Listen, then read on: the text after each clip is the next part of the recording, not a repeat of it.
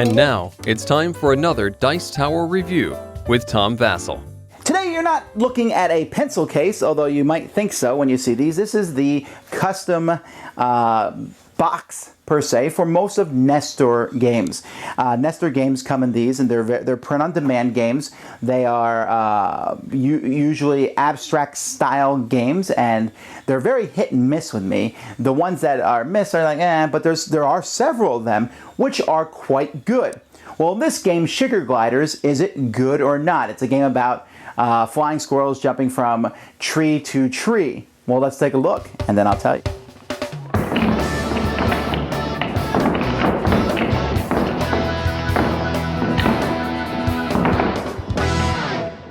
You can see the board and the components here. This is a mouse pad, the board here, and the components are plastic, and the tiles here. And all this rolls up and fits neatly inside the bag. The only thing you'll have that doesn't fit in the bag as well as I like it to are the rules. I have a separate notebook where I keep all my Nestor rules. But the gameplay here is very simple. You're going to randomly put out these fruit tiles all over this orchard. These fruit tiles range from 1 to 5. The big purple ones are 5. Each person is going to put their flying squirrel on a 1 fruit. You pick the order, and then one person goes first. On a player's turn, you look at the fruit that you're on. So I'm on a 1. That means I can move 1 space in any direction. So I can move 1 space here. And then I take the tile that I was on and put it in front of myself. The next time I move, I can move 3, or I have to move 3. I can't move less than 3. So I go 1, 2, 3, 1, 2, 3. I'll move over here. And now I take a 3 tile. And so this is going to continue as players will look at the tiles that they're on and move based on those tiles. Now, if you want to, you always have the option of not moving, or sometimes you're forced to not move because you can't move off the board. You also can't move through other squirrels. But you can choose to not move and go into a stopper. When that happens, you just take the tile that you're on and put it in front of you. If you're on an empty tile, then you move from that tile, and the way you do that is you pay one of these tiles in front of you, and that tile you lose permanently, but you can move that many spaces. So I can pay this 1 to move here on top of that 5. If you're in the middle, which starts empty, and you can pay any tile and move anywhere on the map. So if you can move to the middle, you're going to do very well because you'll be able to get to hopefully some of these more juicy 5 tiles. This will continue till everyone's in a stopper and they cannot move. Or, they consecutively, it happens to everybody. At that point, the game immediately ends, and you just simply add up your points for all the different fruits that you've gotten. So you can see it's a very simple game. Now, the game, you can play 2-player by basically taking away the outer level. You take all the 5s and 3 of each other fruit out of the game, and then you just play on a smaller board for a 2-player game. Although I have tried the 2-player game with the larger board, and that also works. The gameplay is very simple, very quick. We're talking maybe 10 minutes.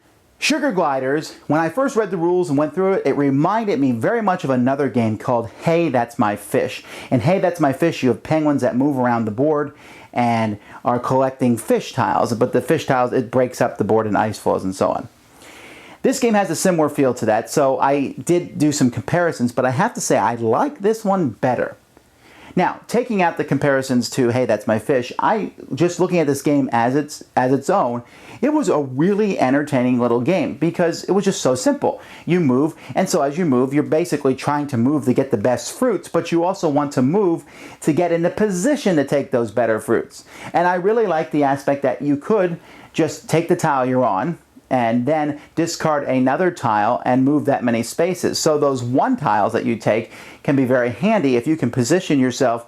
You might take a 4 tile and then not move at all, just stay there, and then pay a 1 tile, move right next to it, take a 5, and if you're good, you can trade in several smaller tiles for several larger ones. This isn't a game of great strategy and great, articles will be written on it, but it is a fun, fast game and worked really well. The fact that you can't jump over other squirrels lets you block other people sometimes.